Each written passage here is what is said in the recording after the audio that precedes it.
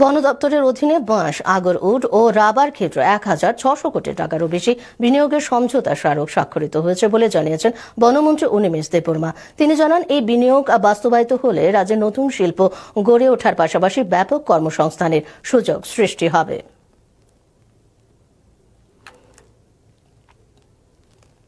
Forest দপ্তরের পক্ষে bamboo, agar would এবং রাবারের উপর আমাদের মেমোরেন্ডাম অফ আন্ডারস্ট্যান্ডিং 3টা ক্লাস্টার হয়েছে এবং it amounts more than 1,600 crores in forest department alone. Rubber সেক্টরে সেখানে দেখেছি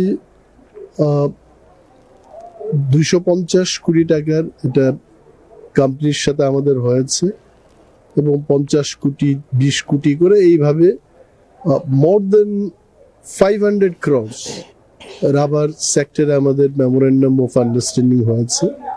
ব্যাম্বুর ক্ষেত্রে আর্ট্রি ATRI কোম্পানির সাথে আমাদের একটা কোম্পানির সাথে 800 কোটি টাকার মেমোরেন্ডাম অফ আন্ডারস্ট্যান্ডিং সাইন হয়েছে, তারা ইনভেস্ট করবেন সেখানে। তো এইভাবে সব মিলিয়ে 1600 কোটির উপর মেমোরেন্ডাম অফ আন্ডারস্ট্যান্ডিং শুধু ফরেস্ট ডিপার্টমেন্টে আমরা করতে পেরেছি। Make in Tripura, use in Tripura, not make in Tripura, use in the entire world, এই প্রসেসটা কিন্তু শুরু হয়।